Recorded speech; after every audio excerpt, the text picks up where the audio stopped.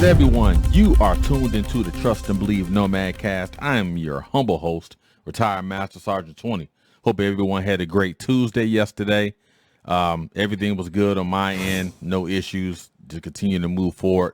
And I will always say, any day you're north of the grass is always a good day. Again, any day you're north of the grass is always a good day.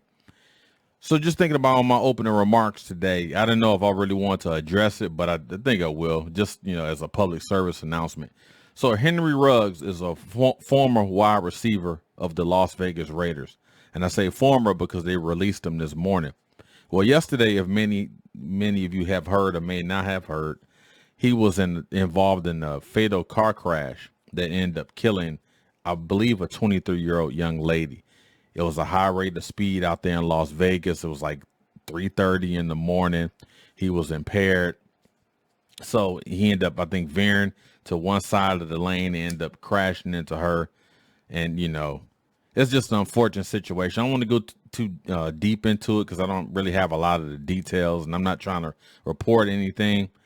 The main reason I want to bring that up is because my father have always told me nothing good happens after midnight, especially in cities like Las Vegas. And, he's an NFL player, got a lot of money. But the issue is he's impaired, and I've always said, and me and my wife always talked about this. If you have someone that has an influence, that has available resources to have a Uber driver, this could be anybody, not just an athlete, but just speaking on the athlete side, if you have the resources to hire a permanent driver, get you an Uber or do anything, have someone drive for you. It's like time and time again, all these so-called famous people, these A-list people, these athletes, they get caught up in these DUIs, DWIs, and all of this when all you had to do was get an Uber, hire a driver. And in the military, we always, so many senior leaders, junior leaders, to get caught up in these DUIs and these DWIs, and all you had to do is get a taxi cab, get an Uber, have someone drive you. Getting behind the wheel while you impaired, I'm telling you, it is a recipe for disaster. And unfortunately, a family has to suffer because their child is no longer here due to his negligence, due to his ignorance. Now you also have to kind of peel the onion back too. What led him to drink? He was in the car with his girlfriend. I think she ended up getting injured, and I think he's still in the hospital. But it doesn't take the pain away of someone losing their child. And as a dad, as a parent, I couldn't even fathom that happening. Again, like my father always said, man, nothing ever good happens after midnight. A lot of times you shouldn't even be out in the streets that late. I mean, I know things can happen whenever, but it's always a recipe for disaster. And now I think he's going to face, if he's convicted, I know he's been charged, I think, with 2 felonies, if I'm not mistaken. And he's facing, if he's convicted, he faces like 2 to 20 years. Again, that fails in comparison of what happened to the young lady. And, my condolences to her family. And it's just an unfortunate set of circumstances, to everyone, not just athletes, not just rich people. I mean, regular people like us, the 9 to 5, just regular people going through life every day. If you get to the point where you need to drink some alcohol or you under the influence and you want to get behind that wheel, man, you can't do it, man, because as history has proven, the stats do not lie. The data does not lie. People get hurt. People get killed in these incidents. It's just unfortunate, man. So I don't want to spend too much time on it because it can be very somber, and it just feels something, as a dad, as a husband, friend, cousin, family member, whatever, man. It's unfortunate. It is definitely unfortunate that, people have to go through this because due to someone's ignorance and someone's negligence. So moving forward, today is Wayback Wednesday. And I'm going to tell 3 stories, comprise 3 stories all into one. And it's my issue with large bodies of water. And I'm explaining my issue with large bodies of water, right? Talking about pools, daggone lakes, rivers, oceans, the whole 9. So I got like 3 stories I'm going to tell, 3 different stories in 3 different locations, but they all kind of the main theme is my issue with large bodies of water, right? So again, appreciate that. Continue to hit that subscribe button, get the downloads increasing on the audio side and all the et ceteras. So appreciate everything. Again, we're going to tell the story about my issue with large bodies of water. Stay tuned. Wayback Wednesday is coming at you.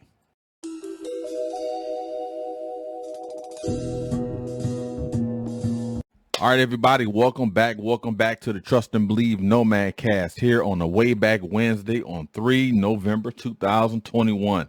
Wayback Wednesday. All right, so as I talked about in my opening remarks, I'm going to tell 3 stories about my issues with large bodies of water, right?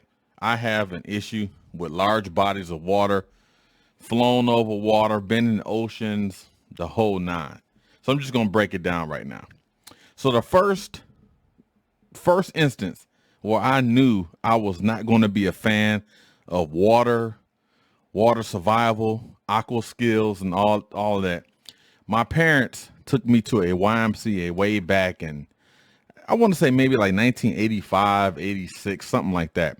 And it used to be a YMCA on Jefferson Avenue in Detroit. I don't think that YMCA is there anymore. But anyway, my dad was like, I'm gonna teach you how to swim. You need to learn how to swim.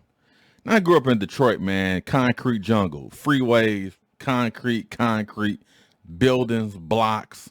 You know, we got the Detroit River and we got the lakes surrounded by us and all that. But, you know, I was never a fan of like, you know, going to the beach and all that sort of stuff. Nah. I stick with this concrete. I'm good because I can control where I'm walking. The water, I can't control nothing. I think that's probably my biggest issue is that I don't have any control. So they ended up taking me to this YMCA in Detroit. And so I get in the water. Already I knew this wasn't for me because, for one, the smell of chlorine just does something to me. It's like it brings up bad memories. You know how people, they smell a certain scent and it brings up a bad memory. That's what chlorine does to me. Anytime I smell chlorine, if I'm near a pool or something, I always think about being at that YMCA in Detroit. So I ended up getting in the water, and the gentleman, the lifeguard, he was like, okay, can you swim? And I'm saying to myself, dude, there's a reason why I'm in the YMCA training academy to learn how to swim. He was like, well, are you scared of the water? I said, I'm not scared of the water. I'm not a fan of the water. You know, I just don't like it. So my dad said, no, get in the pool. So the parents had to go behind like this plexiglass and they kind of watch. And I put on the show. So I get in the water and we started like with the 3-foot pool. It was like the kid pool, the tadpole pool or whatever it was. So I'm getting in there. It was like 20 freaking kids. And all these kids, they jumping up and they're swimming and they doing all this and they're doing this and they're doing the backstroke and they doing this. And I'm sitting there, I'm just bouncing up and down. That's all I'm doing. I'm just bouncing up and down in this water, right? Because I'm like, this is great. If you guys want to pay for me to bounce in this water, I could bounce all day, right? I was bouncing back in the 80s before it became popular, right? And these other kids are swimming. So I noticed the rest of the kids that was in there actually trying to swim, they end up migrating over to, I think, like the 10-foot pool, because it was like a 3-foot, a 10, and then it went to like 18. And that's how deep the pool was. To me, 3 feet in the pool is like 26,000 feet. I'm good with it, right? And the guy was like, yo, my man, this is an adult talking to me. Yo, my man. He was like, you need to get off stop having your hands on the rail of the pool, man. You need to get with the rest of the students. So I'm like, no, sir, I'm good. So I'm on the wall, you know, I'm kicking. I'm thinking I'm really doing something. I ain't doing nothing but just holding the side of the pool and just bouncing up and down, right? And my father always said, well, at least I know you can be a good boxer. I said, why? He said, because all you do is just bounce up and down. And so he ended up getting me. He pulled me over to like the middle part, like the 10-foot pool.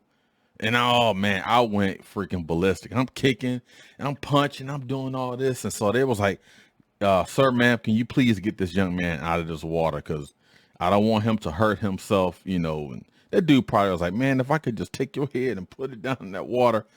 And so that was my first incident. I won't say an incident, but that was my first significant emotional event when it came to water. I knew this was not for me. So that's the Detroit version. I think that birthed the reason why I feel this way about water. So years later, I joined the freaking Marine Corps. And Marines is aquatic. They do things in the water.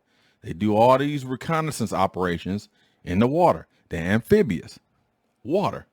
Deep water. Shallow water. The common denominator is water, right? So I joined the freaking Marine Corps. And my recruiter asked me, he said, dude, do you know how to swim? And I said, no. He said, are you scared of water? I said, no, I'm not scared of it. I just don't like to be in it. He said, well, dude, you know you join the Marines. You know we do swim quals every year. You got to pass a swim test, a very stressful swim test in boot camp. Do you think you can do it? Oh, I'm good. I'm good. I'm thinking to myself, man, I'm going to find a way to get out this swim test. Okay. So I ended up getting the boot camp and everything. And then we got to the week where you had to swim. And I remember that day. It was freaking chilly outside. And we were marching. We had the old school Marine Corps shorts on and all that. So all these freaking Marines, wannabe Marines in boot camp, we all in there. All the drill instructors are around. They freaking yelling at you. Some of them pushing people in the water. This is back in the day now. It was a little different. And then they had like the water survival Marines that was qualified to instruct. They was in the pool. And then you had your EMT and all your safety folks, right? So the drill instructor was like, all right, everybody that knows how to swim, get on the side of the wall now, do it. So everybody that knows how to swim, they had to get on this side of the wall. And it's like half my platoon, probably more than half of my platoon got on this side of the wall. So it was like me, a dude named Primo that was from Jamaica, and about 10 other cats didn't know how to swim. So I'm like, shoot, man, it's strength in numbers. You know what I'm saying? We united, right? So we get in that pool. You got on your full kit. You got your freaking helmet on. You got your dummy rifle. You got your uniform on. And then with the old style, you know, you had the whole purpose of the water survival is to make your pants, you know, be a flotation device, right? I could not get that part of it. So swim call week, I think was like Monday through Thursday or something like that. And then if you end up failing, you had to come back and retrain. And then if you failed that, then they recycle you. You got to start this thing over. And I was already, I want to say I was probably maybe 8-9 weeks already into a 13-week boot camp. So I didn't want to have to do all this mess over, right? So finally, the 10 folks that didn't know how to swim, it came down to like 4 of us. There's no more strength in numbers. So I'm like, you know, man, I don't know if I'm gonna make it. So finally, the drill instructor's like, you can't swim. You ain't going to be a Marine. You might as well go back home. You might as well go back home. You know, that's how the Marine Corps drill instructors talk, right? So I'm like, I'm going to do it. I'm going to do it. So the first thing you had to do, they teach you how to float and do all this stuff. And I just could never figure this thing out, right? Because for one, I don't like the water. I hate the smell of it, right? Pool water anyway. So then they march you around to the diving board. Now you got to dive in the pool at Paris Island. Was like 18 feet, I think it was. So you dive into the pool, you jump into the pool, and they got to the point. I was so happy with jumping in the pool. I was like, shoot, man, I know how to jump. It's like, if you get in the pool and jump, you got to do more than that. So I get in the pool. You go down and you automatically, you know, float up. I'm pushing drill instructors' heads down in the water. They probably want to drown me because I went through a whole week of this mess. And these dudes was probably like, you know what? You just can't, you're not going to make it. So they was like, okay, once you get in the water, once you pop back up, you got to swim 25 meters on your back. Oh my gosh. That seemed like I just could not do it. I didn't have no strength. It was, oh man, I just could not do it. So I remember that night when I came home, went back to the barracks, and they gave us like an hour for personal time where you can write letters and all this, right? So I remember I wrote my grandmother a letter, and I was like, I don't think I'm gonna make it. I think I'm gonna have to get recycled. I can't swim. I can't figure this out. You know, I'm struggling. You know, Grandma, please pray for me and all this, right? And we mailed the letter, and then that next week, everyone that failed swim call, that initial swim call, we had to go back either that next week or the following week. So all the guys in boot camp with me was like, yo, man, you need to, make sure because we all want to graduate. That was our motto, our mission, to all graduate at one time. And it was like, I forgot how many of us that was in boot camp in my platoon, but only 2 didn't graduate, and that was due to medical issues. And but our thing was, we're going to graduate together. We all got to graduate together. You got to find a way to swim, man. And the drill instructors, man, they used to make fun of me. The dude from Detroit can't even swim. Y'all ain't got no water in Detroit. I thought it was surrounded by lakes. They just going off and off, man. And so that following week, I ended up getting a letter back from my grandmother. My grandmother's like, we're praying for you. Baby, you can do it. You can do it. Just, trust, and trust. Pray. You can do it. So the following week, it was me, a guy named Primo. He was from Jamaica. We was the last 2 left. And we had they gave us almost, I won't say like a pre-test, but we had the swim call on that Tuesday, but then we actually execute everything that Thursday. So it's pressure, because it was like, if you don't pass this time, you're going to get recycled and you're going to be at Paris Island forever. Right. And so they was like, I can't believe you guys don't know how to swim. He said, I get it. You from Detroit and don't know how to swim, but Primo, you're from freaking Jamaica. Y'all surrounded by water. How the freak you don't know how to swim? I mean, they just going off. And so the day came where we had to freaking execute this mission. So Primo get in the water, I get in the water. We got all our gear on, everything, walking around. Then we had to go to the diving board. And it was like, if you don't pass this part of the test, you're going to get recycled. Bottom line, execute, do it now. So I jump in the water. I said, all right, my grandma believed in me. I got to do this. I want to graduate with the rest of my guys here in boot camp. So I get in the water, pop back up. Now there's an execute the backstroke. Now do it. So I start swimming the backstroke. You had to swim 25 meters, right? So I'm swimming. Oh, I'm running out of gas. I'm so freaking tired. I'm swimming. At least what I think I'm doing. And I know before all this, my body will automatically sink. And I don't know what it was, man. It was like no one was holding me up, but I felt I was being held up, right? And I start swimming, and it was counting down the meters. All right, you're at 10 meters. You're at 5 meters. Stay with it. Stay with it. And I ended up passing that. That was the hardest part for me, because everything else, if I remember, you just had to maneuver in the water and utilize your trousers as your flotation device. But for me, that was the hardest part, was jumping off that freaking diving board and actually doing something in the pool. Because before, I would just jump off the diving board and I'd be down there so long, man, you think I'm watching TV. So the drill instructors, they come grab me, put me up because they think I was drowning. But they was like, you get in the water, you got to execute it. They always will say that. You get in the water, you got to execute. So I was so thankful that I ended up passing that, and I ended up graduating on time with the rest of my my guys in boot camp. And even Primo was worse than me. And he was from freaking Jamaica. And his father was like one of the top swimmers in Jamaica. Go figure. So that was my second issue with the water, why I don't like pools. Because of that significant emotional event in Detroit, because just the smell of that chlorine, and then it get all up in my nose and my ears. It's just something about it. To all the folks out there that love to swim, you probably like, dude, you're overreacting. For me, swimming is like my Achilles heel. And then getting to boot camp, knowing that I can't freaking swim, I enlisted in the branch of service second to the Navy that loves freaking amphibious operations. You got to do this.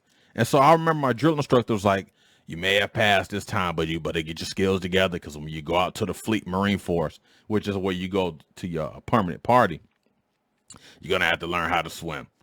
So I got to Yuma, Arizona, and probably, I think, 9-10 months after I had got to Yuma, guess what we got? We got a freaking swim call. So Gunny was like, hey, everybody remember, we got swim call tomorrow. I hope all y'all can swim. So everybody in my office, oh, I can swim, Gunny. I can swim, Gunny. And it was like, Anderson, can you swim? I'm like, Gunny, I'm good. I can survive. He's like, all right, we're going to see. So here we got, we had to start like at 6 o'clock in the morning. And there was other units that was it was all time allotted. Like, okay, this unit go from 8 to 10 until all their guys are qualified, and then the next unit go. So it was my turn. So what I noticing, I'm a very observant person. My situation awareness is keen, right? So I'm looking around and I'm like, okay, all they're doing is going to the pool here. They jump they put on the gear, they jump in the water, swim 25 meters, they get to the other end of the pool, and then there's a Marine at the other side of the pool with a clipboard and everything. He just writes your name down. I said, but the biggest thing I'm noticing, whenever they report to, I think it was like a staff sergeant at the end of the pool, the common denominator is they're all wet. So I'm like, shoot, man, all I got to do is go to the shower where we was doing the swim call because it was like a outdoor pool, and then the showers on the other side. So I'm like, shoot, all I got to do is just kind of move my way and wiggle my way through the crowd and everything, and no one's going to say anything to me. I'm just a little Lance Corporal from Detroit. So I walk around, and I'm noticing. So I'm letting it go through a couple cycles, kind of watching this thing.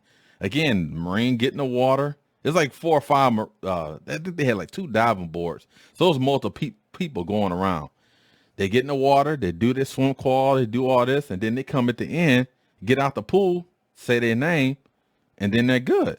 So the staff sergeant's not really paying attention to people that's in the water. He's there just getting his clipboard and making sure to manifest and writing whoever passed or whatnot.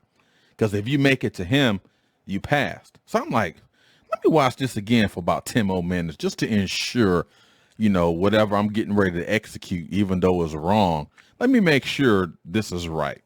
So again, I'm looking. I'm already strategizing. I'm looking, okay, boom, water, pool, da-da-da-da-da, does this thing, get to the other side, staff sergeant, okay, you get to go. Bet. It is time to execute this. So I maneuver myself behind a diving board because they are busy with people in the pool. So I walk around, I ease my way into that shower. Now I got on my gear and everything. Again, the common denominator, the theme is to ensure my uniform is wet, to make it look like I passed my swim call.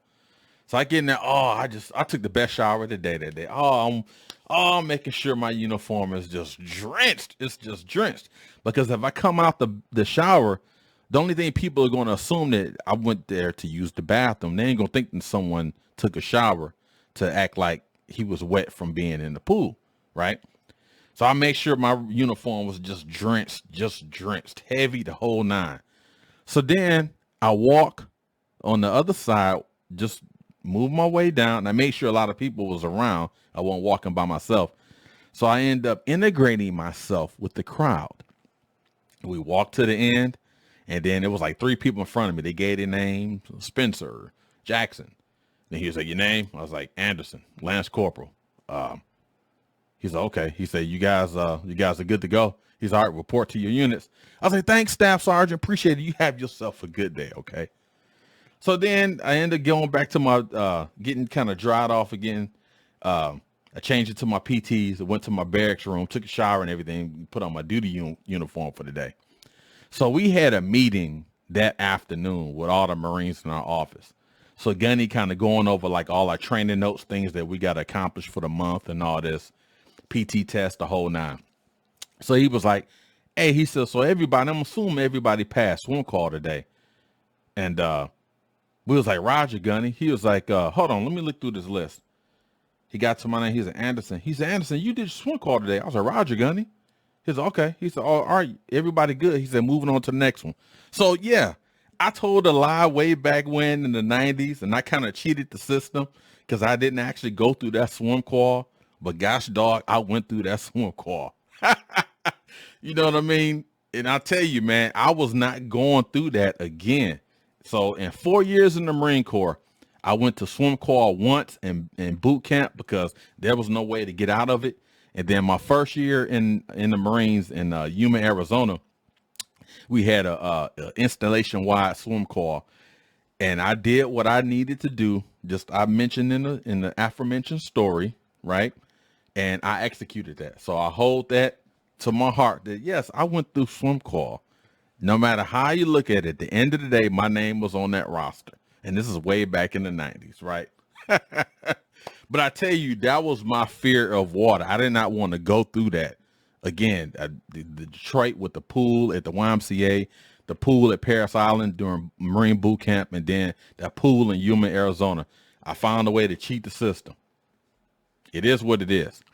So my last issue with water, large bodies of water, is, well, it's a couple. Flying overseas. So I've been overseas. We've lived overseas, been deployed overseas, did exercises overseas, missions, rotations, the whole nine. Whenever I get on a plane, right, and I fly overseas, the first thing I look at, you know how they have the map embedded in the seats and everything, in the seat in front of you.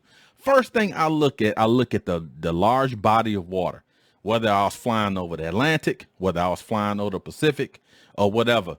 I always look at, man, I don't care about the land. I'm looking at the freaking water.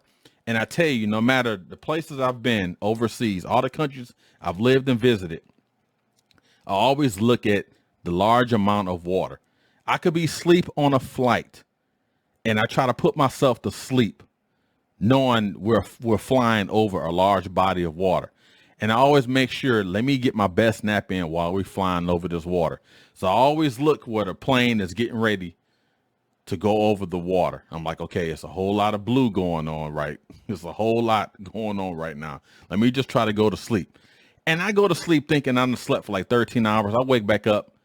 We like in the middle of the water. And I'm like, oh my gosh. Now, if the plane's going to crash and fall, there's nothing I can do about it. But it's like I can't control it.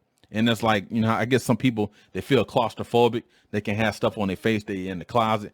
That's how I feel in the airplane when I'm flying over bodies of water. Now, I'm not, belligerent and acting crazy, nothing like that.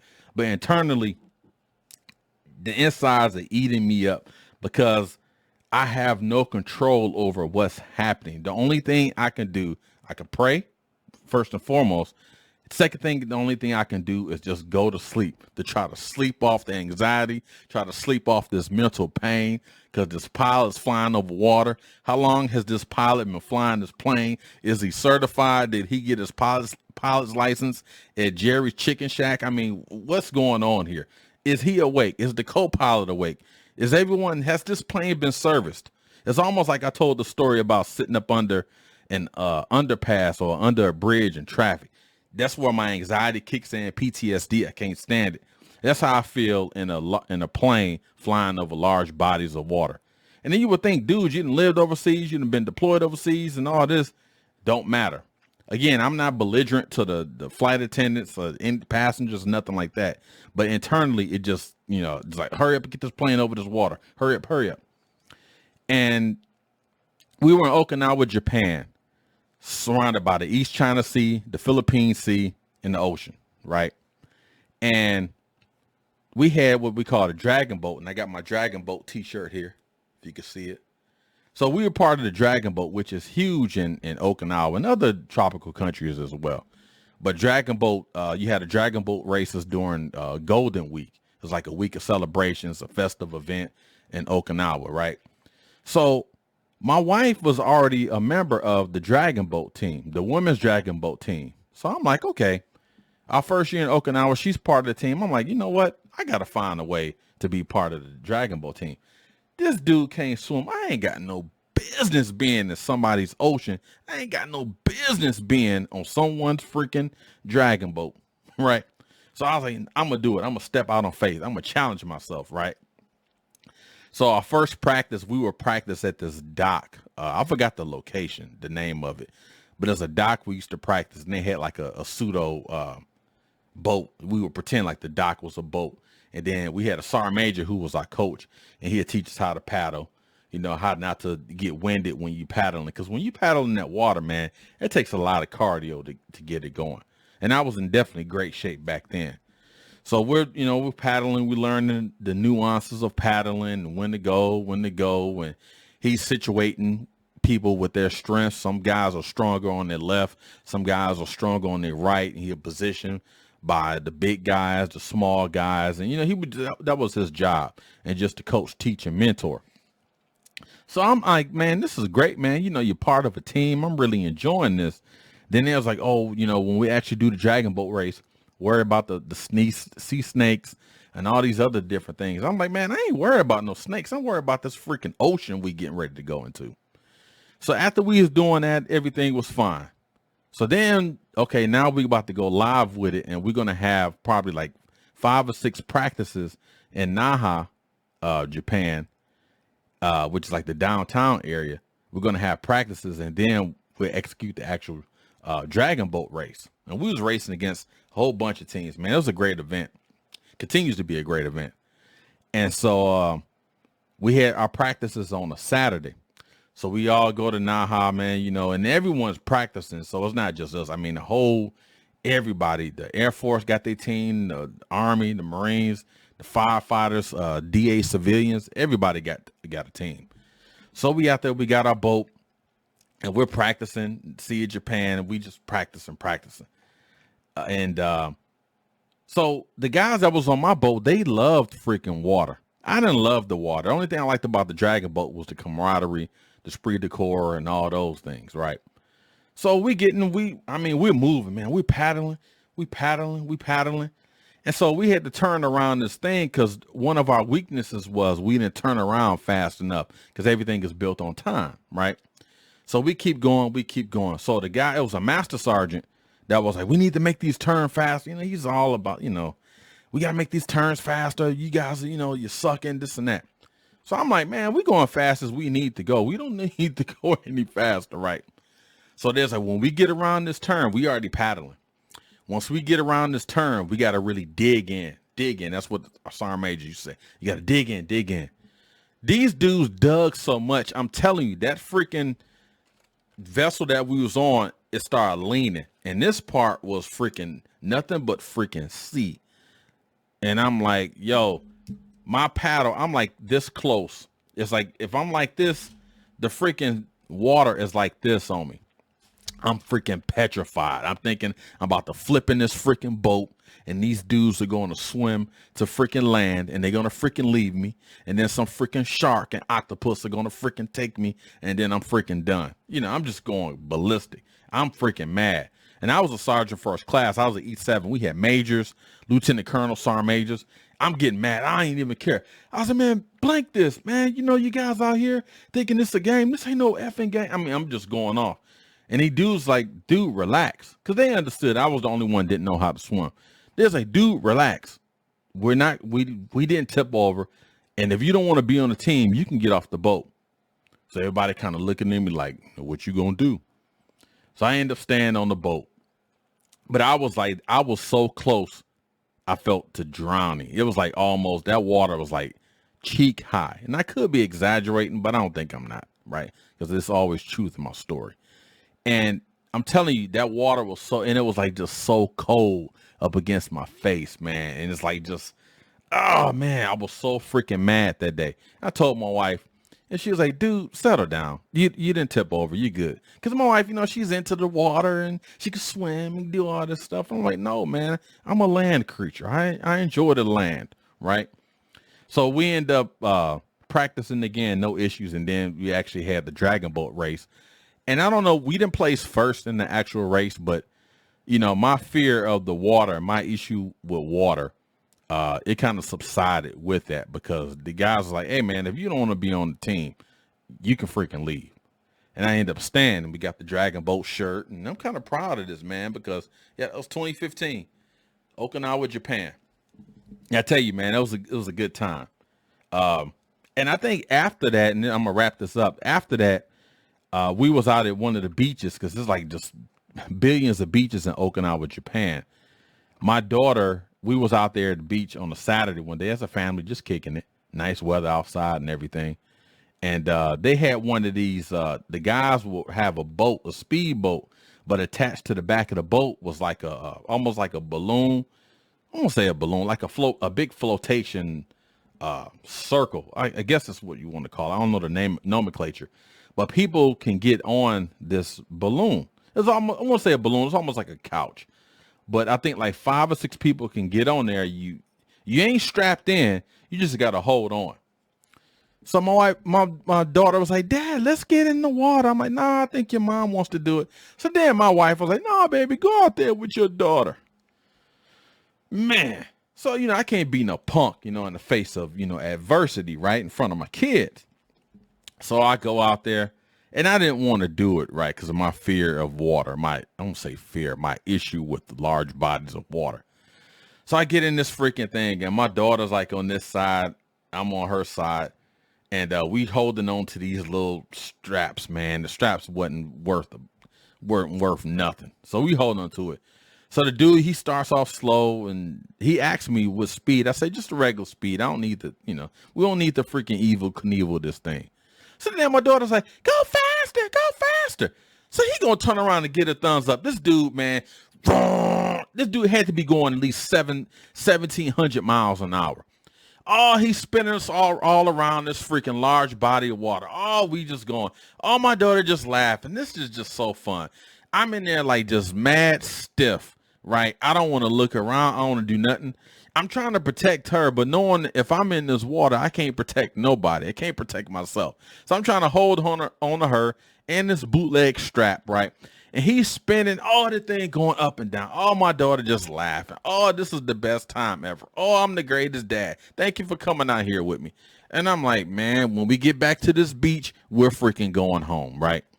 That whole ride lasted probably 15 minutes, but it felt like 7 years. So finally, he heard me holler. I was like, slow it down, slow it down. I'm just hollering. The dude just laughing. He can barely hear me. Oh, he just waving. I'm like, slow it down. So then he finally slowed down. And then we got to the daggone beach on the side of the beach and he let us off and he kind of shook my hand and he said something in Japanese. He probably said something derogatory to me. Probably saying this dude can't swim. Why the F he get on here? But I mean, he was cool, man. It was no disrespect or nothing. But my daughter was like, can we do it again? I said, no, we're good. Daddy doesn't feel too good. My knees hurt.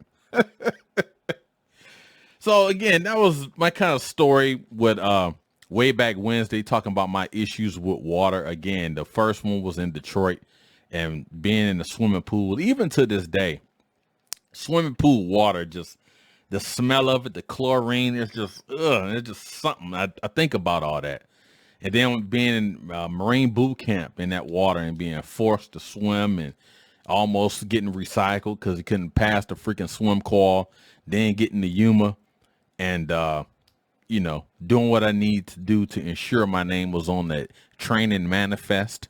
Because, it was what it was. And then being in Japan, knowing I don't belong in no freaking water, but I'm out there in the Philippine Sea and the Sea of Japan out there freaking, dragon boating, which was fun. And then that episode with my daughter on that freaking floating couch on the water. But again, that was fun, man. That's one of the beauties about living in Japan. Just kind of being around that water. Water to me is very peaceful. I like being around it. I love looking at it. I don't like being in it. And that's the problem. I love it for view. It's very therapeutic just sitting there, just looking at the water. Listening to the water is therapeutic, but I am not the type of person. I don't want to be in the water. And my units in Japan, we used to have like parties, unit functions, because there's so many resorts on the island. And we used to have all sorts of functions on the island at some of the resorts, and I wouldn't get in that water. I'm like, no, I'm good. I'll watch the grill from here. But yeah, man. And then my wife, she ended up scuba diving, getting her scuba diving license, getting certified in Japan. So I used to watch her and cheer her on. I just wanted to be that continuity of support. You know what I mean? So, but it was all good, man. I thought it was a kind of fun story to tell on Wayback Wednesday, man, them days of being around that water. So hope you guys appreciated the story today. I always try to keep these stories kind of light and fun, man. I tell you, I got stories for days, man, stories for years. But I just thought about that yesterday, telling the story about my issues with large bodies of water.